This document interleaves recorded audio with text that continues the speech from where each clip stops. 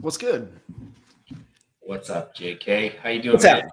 Doing good, man. Doing good, man. Great to have you back on. And I think you've been a part of every series and conversations that we've ever done. So good to have you back. And just let everybody kind of in.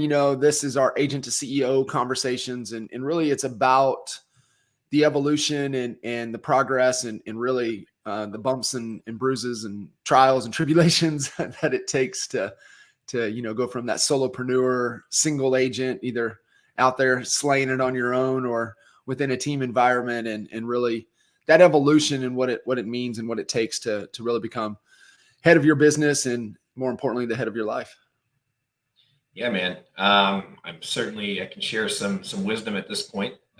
You've kind of seen my evolution as a person, as a real estate agent, as a leader.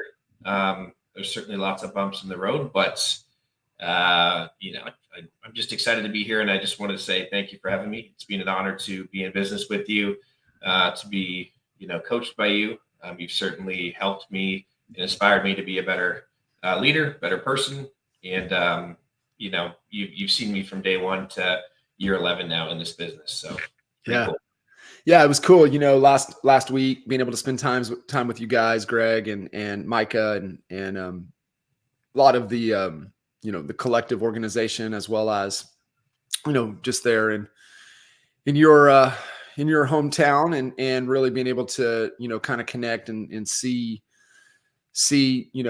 boots on the ground actually, and talk to other agents and guys that and ladies that you guys are helping and working with. And it was really cool to be able to be there. And obviously, conversations coming up, hey, how do you know these guys, right? How to get plugged in? I was like, well, Yeah. Brandon's the connection here. So let's go back down memory lane. And what did we say? Almost 8 years is kind of where we're at. Pretty close, give or take. Yeah. It's been a while. It has. And you in kind of a team environment. So I think this is why it's really great to hear your story, because it is an evolution. And it's one of the things that I've seen, going on almost 20 years now in this business, that I've seen what happens to really, driven, talented. I think there's some DNA wiring, right? You look at personality traits, you look at things like that we can kind of see the writing on the wall that, hey, okay, we need to set this individual up because they're going to spread their wings and want to do their own thing at a certain time. And Joel Perso has this kind of this take on this with teams, is that you can build an organization that sets people up for a graduation, or you can try to confine them and create a divorce. And I think that's so key and so important, for everybody that will listen in on this conversation, to really be thinking about, kind of where they're at. But there's also lifers that are on teams. There's still obviously the evolution. You take Stace and Reedy, from our office in Lawton, Oklahoma. They've been there. Reedy was there before I was there. He's still there, given he is an owner now. However, they have an agent that runs her own market that could easily go do her own thing. She's still there.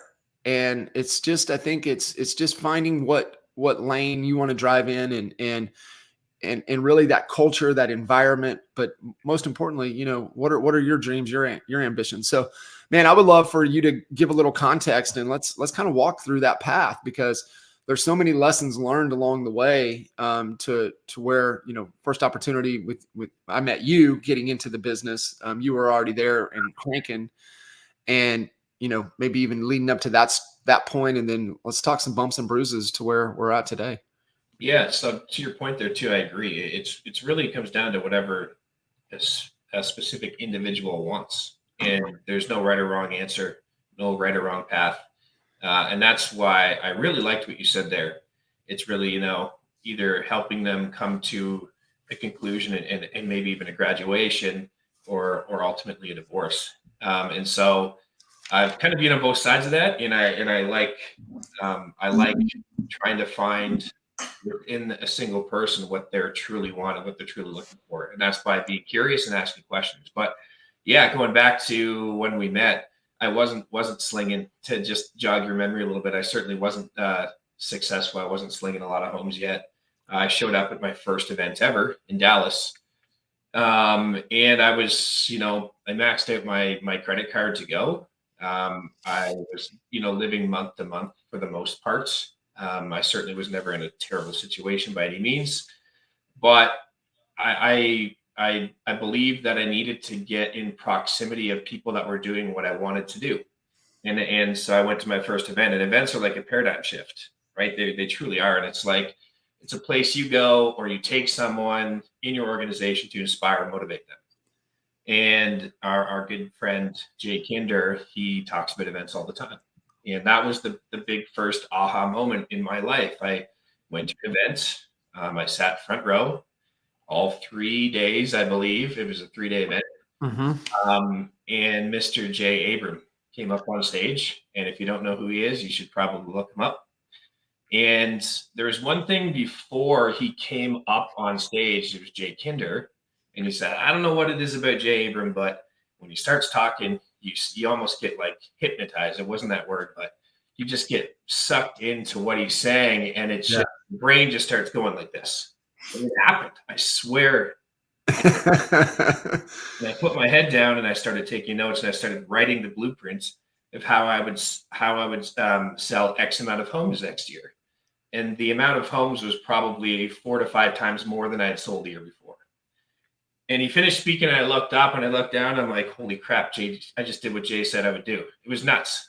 I truly remember it to this day. And it was the coolest thing ever, because it was like a premonition of what was just about to happen. Yeah. And I went back, and that was October of whatever. And I went back, and I had, I had 4X or 5X in that business that year. So that was a really cool experience. And maybe it was because of Jay Abram. Maybe it was because I was in the room. Maybe it's because I did get inspired and I did come back motivated more than ever.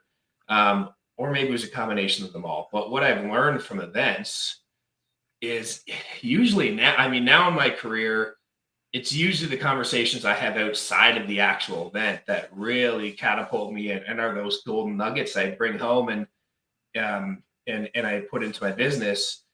But there's going to be one conversation, one moment that you don't even realize is going to change your career, change your life, right? So that's kind of where we started, and from there, I started to become a fairly top producer, top 1-2% every year within my market.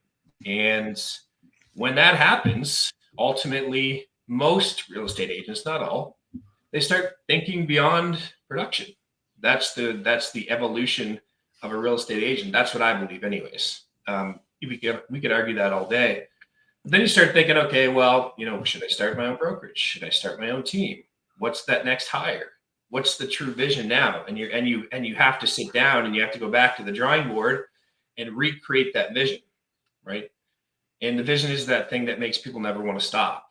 And it's not a dream, it's a vision. And there's a difference between a dream and a vision. So that's when you have to go back to the drawing board and really, recreate what that looks like for you. Yeah. It's so good. It's so good. Yeah.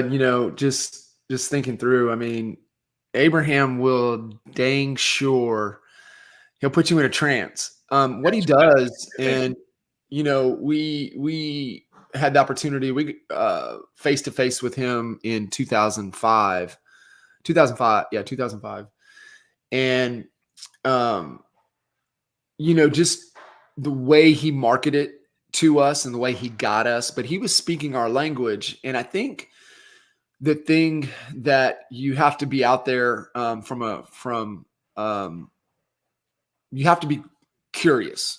You have to be knowing that you're trying to solve something. You're trying to solve a certain problem. And then you start looking for it, and then you find those people that connect. We've always been really go to the source.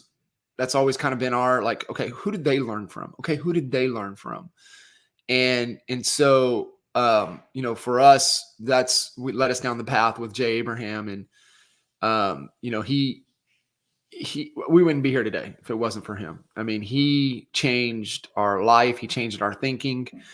And just really he unlocks things inside of you that 100%. you felt like, man, I knew that was there, but he just gives you a different combination to the code. And it's like, wow, okay, got it. And so I think, to your point, making sure that you, as you're responsible for your own success, however that is, and wherever you need to be to be able to get that footing, to get that, to be there. And so obviously you coming in an environment, coming down to Dallas. And I remember, almost like the first month I was with Kinder, I signed the check, and mailed the check for Craig Proctor's Platinum program. He had just kind of started it, but it was the first full year. And that was 2005. So we met Jay Abraham in 2006.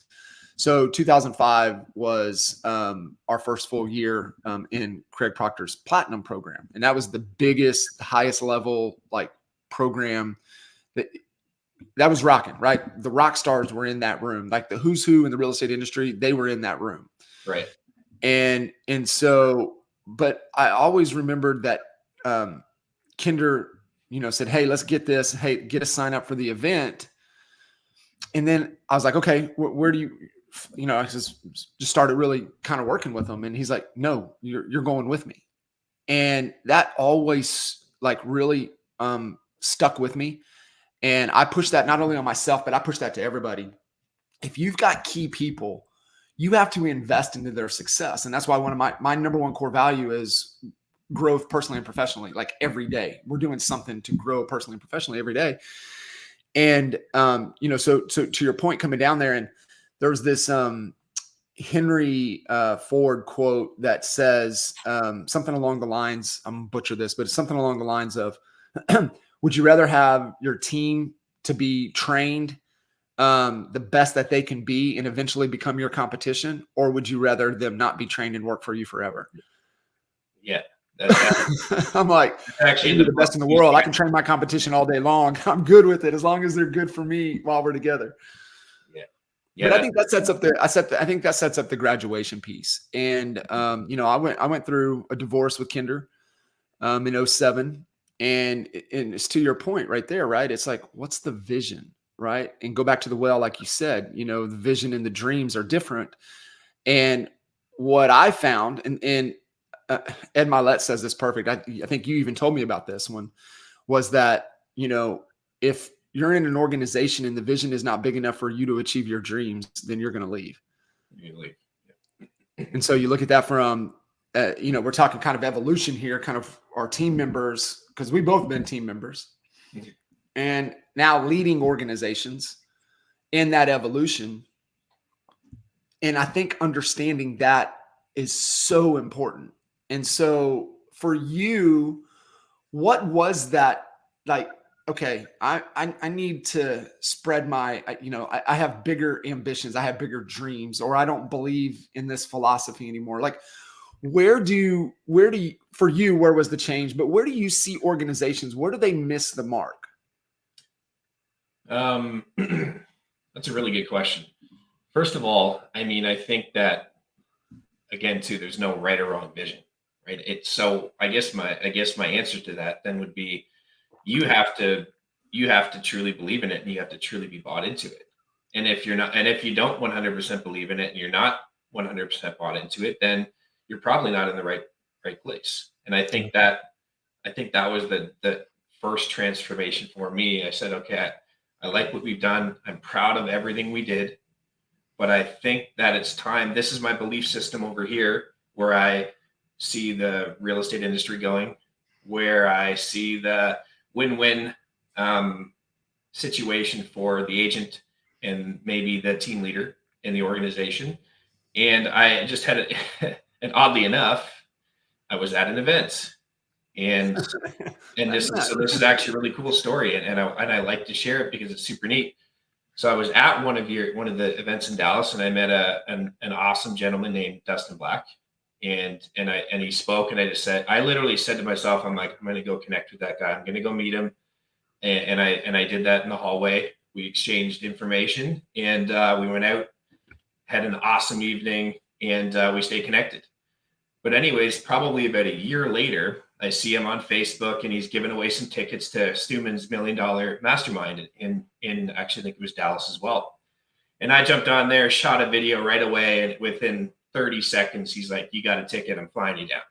Right? So he flies me down. We reconnect. We have an awesome time. But I sit at that event, and the first two speakers, was it? Shoot. Anyways, there were a couple speakers that came on. He was one of them, actually. Sean, what's his name? Sean Whalen. Whalen, thank you. Yeah. Whalen comes on and he talks about being your own brand. And he talks about a few other things. And I was like, holy crap, he's really speaking to me. And then Dustin came on and he talked about, the people and all this stuff. And I was like, holy crap, I need to go and take action on what I believe and what I want to do. Again, too, I still am to this day very fortunate and very thankful for everything that, what I got and received in the past. But it was time. But it was just another event where I had that aha moment. If I didn't go to that, I might not have ever done it. And I only did it because I went to another event and connected with some really high level people.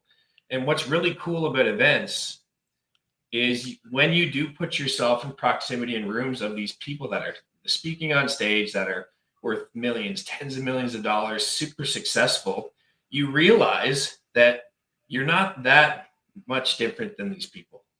That was like the true aha moment. I'm like, I can be like them. I am like them. Do I have a long way to grow? Absolutely. But you come to the realize pretty quickly that you can do it too. So that's, I wanted to talk about events today, and because I truly believe they've shaped my personal and professional life. I really do.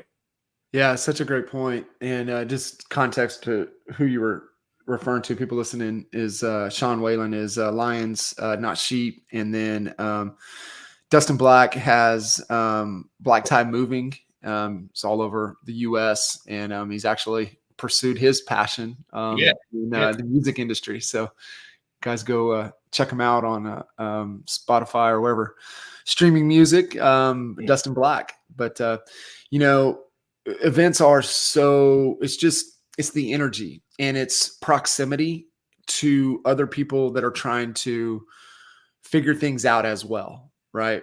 And, back to even 05 into that platinum room, we quickly didn't believe the bullshit that they were feeding. And so, however, there were other like-minded individuals in the room that didn't believe the bullshit they were serving either. And so that led to other opportunities, that led to other events, that led to other conversations. And, just like Jay Abraham, right? He got us. He got us on an airplane to Anaheim, right? To go see him speak. And it was not, it was a lot of money for us back then. Like, we had really no business, both of us, paying that ticket price and going. However, you knew it was the right thing to do. Changed everything. Yeah, you knew 100%. And when you know, and trust your gut at all times. Yeah, I would say most of the time. So from the event side of things, can just see the impact and the energy and the connections. And I think that's one of the biggest things, right?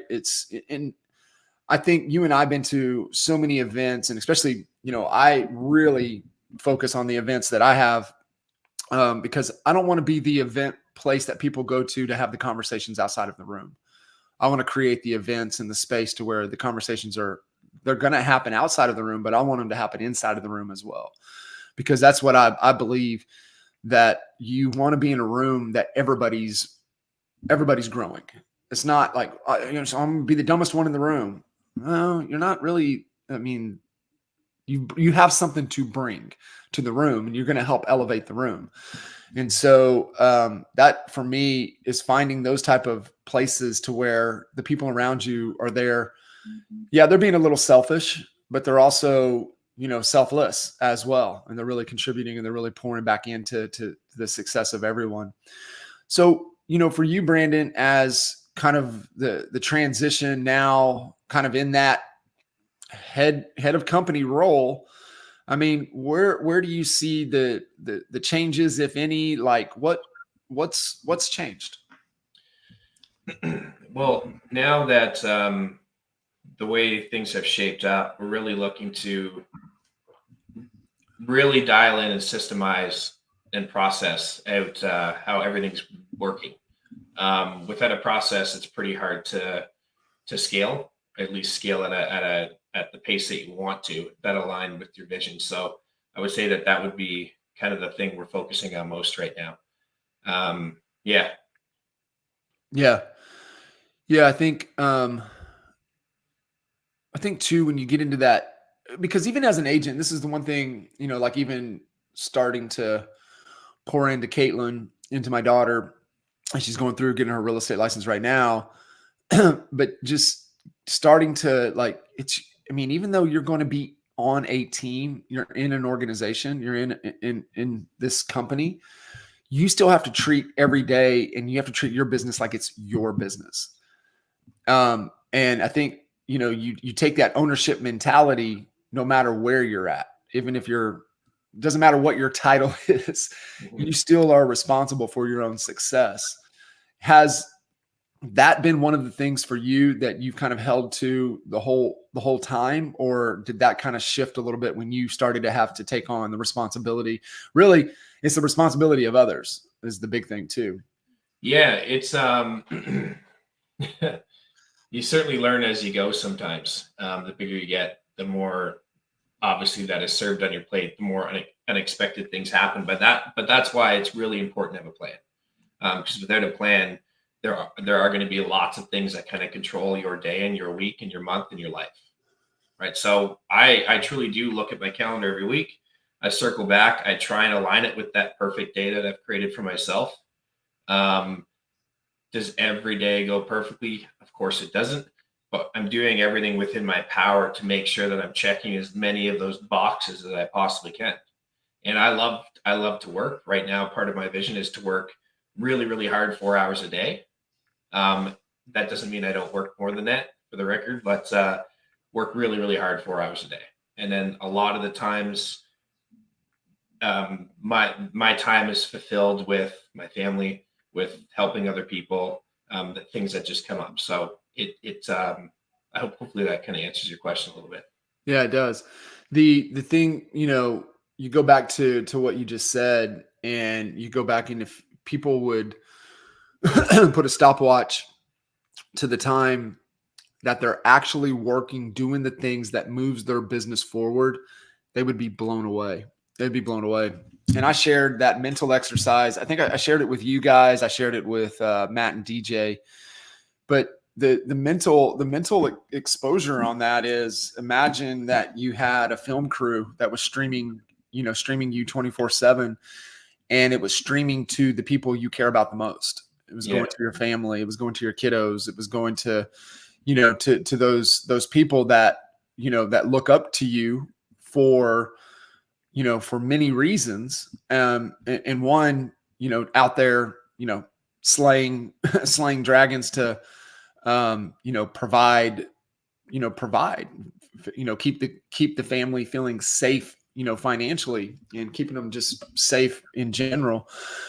And, when you go through that thought exercise, it's like, shit, okay, I got some loose ends I need to tighten up here. And it's really, really powerful. But to your point, if you like put a stopwatch and you are productive, doing the things that really matter. And, obviously, if you're in production still, and you're just like, hey, I need my business to do X, and I can only do X number of hours per day to make that happen. I promise you, gun against head, you would figure out a way to do it.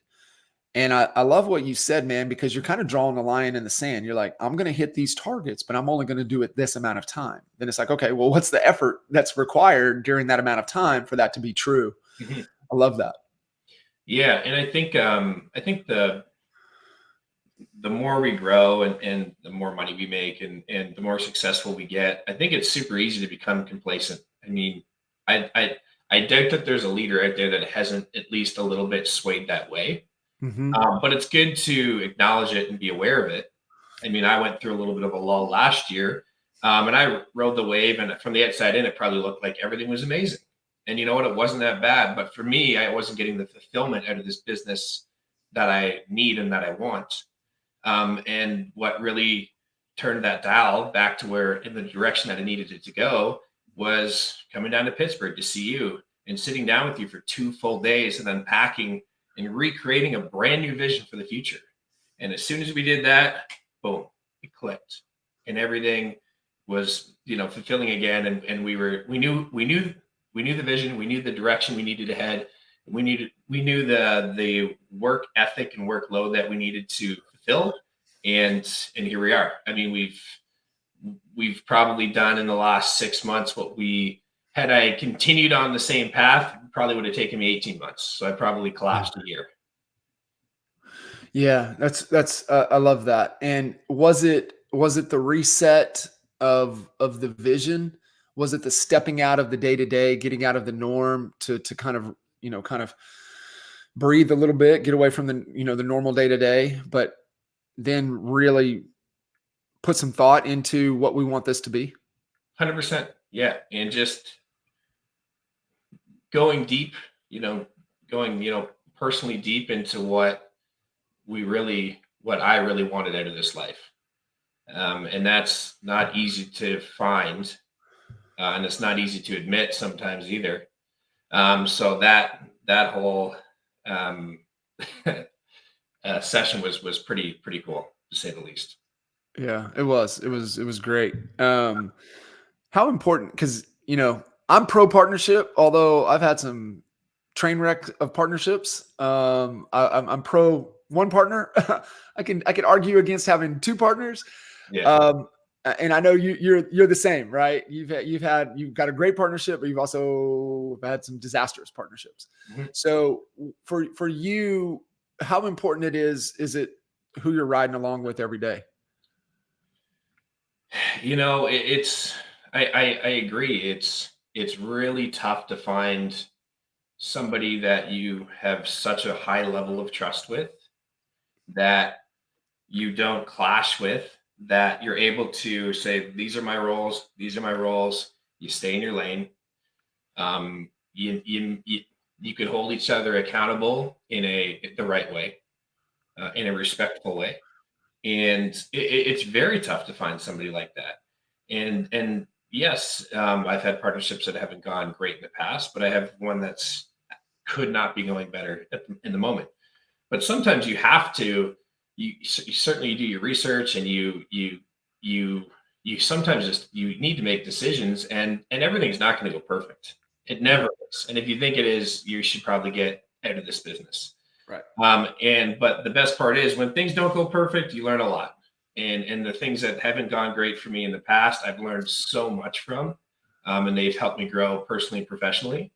And that gives you those life experiences that you need to become an even better leader.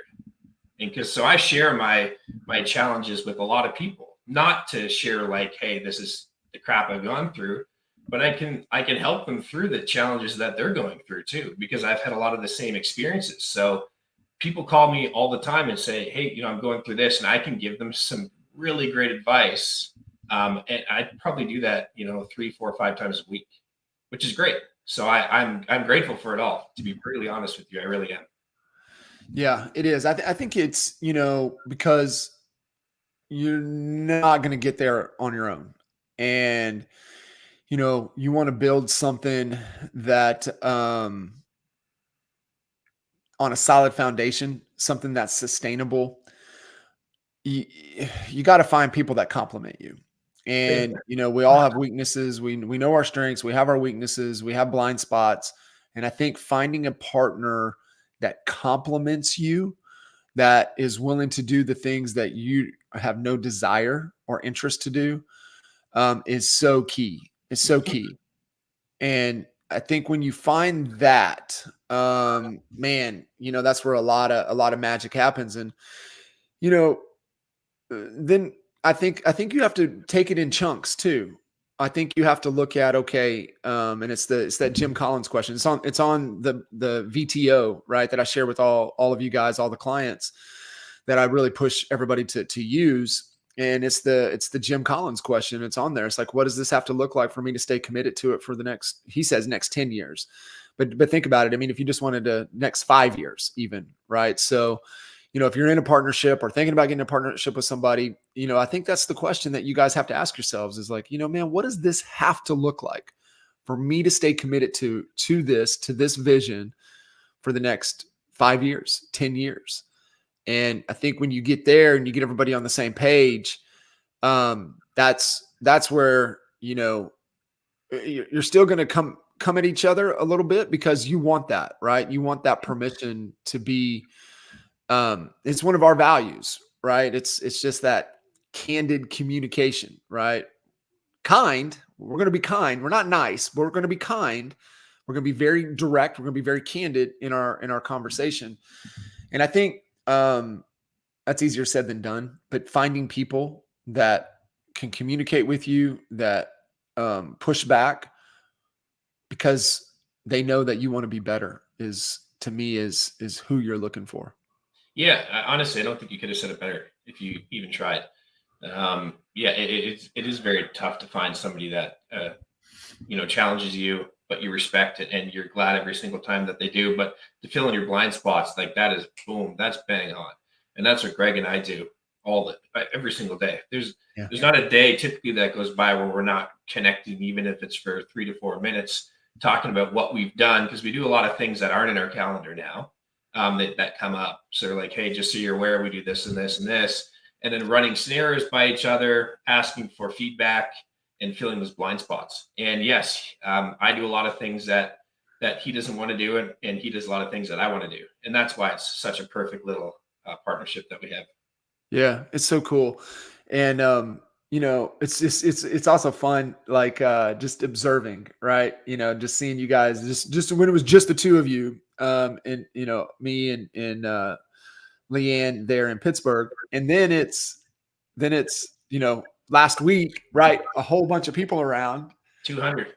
Yeah. And then just even dinner afterwards, right? Just seeing the different dynamics, right? Like Greg's on a roll, and you're just sitting there, just taking it all in. But that's the dynamic, right? And I think that's kind of really what you're looking for. Where I seen things get in trouble, I seen things get into trouble when you got two people that are the same, and they're like this, and then they're like this, and then it can work for a while. It can work for a while. But eventually, that will come to an end. I just think there's just things that you have to look for and you know what? I think it comes back down to what you said from the beginning, man. What's the dream? What's the vision? And within business, it's usually one or two paths. Real estate, I would say, is a little bit different because most companies that you're trying to build, you have nothing of value to sell. And so what I believe, because I sold a brokerage and I know what that pays, and you guys would like choke, like, because you would be like flabbergasted and almost start laughing for what it was sold for. You ain't retiring from that. So, most businesses are built to endure or built to sell, right? So you look at some examples like Sphere Rocket, right? Let's just talk about Justin and Joel and what they're doing. They're building to sell. They're not pulling any punches. I mean, they're building it to be sold. That's the end game for them. You got like EXP. Like Glenn ain't building EXP to sell it. It's forever, right? Like you look at the vision, you look at the core values, you look at the way they make decisions, sustainability. They're thinking for the future. Then you got other companies that I don't know what their play is, right? Like, what are they trying to do? So I think making that decision, surrounding yourself with the right people that complement you, that believe in the vision, that believe they can achieve their dreams within the vision is so key. But you hit the word, and most people stay away from it or don't even gravitate to it or understand it fully. And it's systems. I mean, everybody is just one system away from getting their business and their life to the next level. Like for you, the game changer was you embraced a 2-day offsite strategy session, right? We went through a system, right? This is the system that we went through to get you guys clear, and it changed everything. So it's always systems. It really is. One thing I want to hit on, I loved your text you sent me last night, but how good is that book? So good. I'm rereading it again. So we're talking about Bet David's new book, Choose Your Enemies Wisely. Yeah. Reflecting back. All right, let's reflect back on this book, because I think there's 2 books. I mean, I could give you 5 books and you can build a $10 million company. And I'm looking at them right now. I think you could build, I think this is one of them. Yeah. This might be the number one. Really? Might be the number one. He really does give you the step-by-step, like do this, then right. It gets. What was in that book, reflecting back, that was a game changer for you? Well, he certainly talks, there's a whole chapter on vision, right? Like in how to create that and the steps. Like he literally lists out in probably half the chapters in the book, 8 to 10 things that you need to do. Yeah. I actually wrote a couple down, like, so even talking about leadership as well too within a company. The whole kind of fundamental background of the book is you're choosing something to fulfill your energy and push towards, and something to kind of help you reach your goals. But like what creates poise as a leader is who do you need to become to hit your goals? What type of skill training will you commit to become the leader you need to be? Who will you hire or delegate to? And then what are your biggest weaknesses, and how do you address them? I love that one, because I think a lot of people are just trying to ignore the things that they aren't good at. I like to make it very clear. I'm not good at this, this, and this. So how can I get somebody to help me fulfill that? So just stuff like that. I'm just, and he speaks to me. So yeah, it's so good, man. So good. I think, obviously sometimes we get to, and I love how he talks about the different stages, right? Survival, status, freedom, and then legacy. And the legacy one hit me hard, like emotionally hit me. I was just, because I'm 45 minutes into a ruck, and that comes up, and I'm just like, oh wow, right? And it reignites things. I think, from a motivational standpoint, we all have in the back of our mind somebody we're really trying to make proud.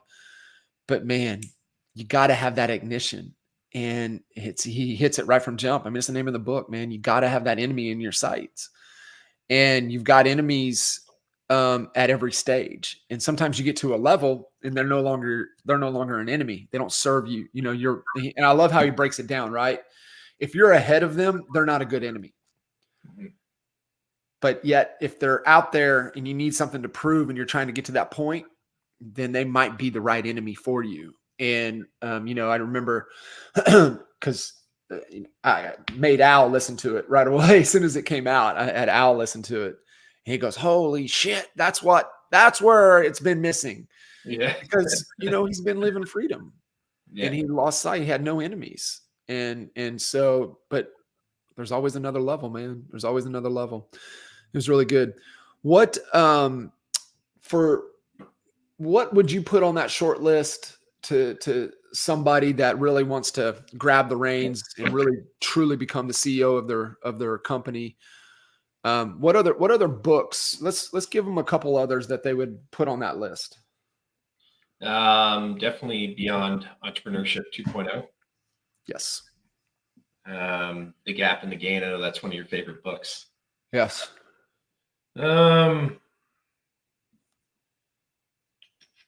I could maybe throw in another leadership book. However, the best condensed chapter on leadership, and it's what Jim Collins does, is he just grabs a bunch of data. He's a data collector. That's all Jim Collins is. He's a data collector. He ain't never really done anything other than write some really good books. But all he does is just gather data, compile, and sift through the best and then put it into his books. That's what Jim Collins does. It's great. The best condensed chapter on leadership is in Beyond Entrepreneurship on Leadership 2.0 on leadership. It is the best chapter on leadership. Obviously, you can get into, all the other books that really, hit you and things that you can pull from. Jocko's Extreme Ownership is, on that short list. Dichotomy of Leadership. I think you read those two back to back of Jocko's, you get it, right? You really get leadership at a deep level. There's other books for certain purposes, certain things that you're trying to navigate. I would say, and it's my other book recommendation right now, I would have to put $100 million leads in that short list, because you understand, right? Even what we're talking about, you have the fuel, you have the ignition, you've got that enemy, you've got the balance of emotion and logic, right? You've got a great vision, you've got great people around you, but you better be able to know how to get some traffic. Yeah. He really breaks it down in not a simple way, but he makes it very easy for you to understand marketing and the process behind it. Yeah. And how to, bring in new opportunities into your business. It's pretty cool. He actually has actual diagrams within the book again, too. That helps a lot of people when they're trying to understand someone if they're a visual learner. It does. It helps a lot of, yeah, it does help. Oh, yeah. Especially for us that like pictures. So yes. Yeah, he does it. He does a really good job. I'll put that on there. I think wherever you find a lack, a need, you can put in there. Jay Abraham's book is still probably one of the best. Getting everything out of of all that you have. Jay Abraham's book is it's deep. It's pretty heady. There's no pictures. So that book is fantastic. Of course, we learned strategy through Vern Harnish, Mastering the Rockefeller Habits and Scaling Up. Those are fantastic. Obviously, Gino Wickman with Traction, EOS. I mean, the operating system within your organization. But Bet David hits it all, right? He hits it all. Mm-hmm. Yeah, he condenses everything, right? He pulls on everything. So I think layering those in would be critical as well. I'm looking in this book. I don't know why I keep looking. It's right there. Is Chris Voss's book, Never Split the Difference. Probably one of the best on negotiation and understanding negotiation at a high level. Yeah, we put most of the new mentees and team members onto that book pretty early. Yeah, that's a good one. Yeah, that's a good one. If you new team members, like, what's the number one? Like, you have to read this book no matter what. I would say that's one of them. How to Win Friends, Influence People, definitely up on there too. Yeah.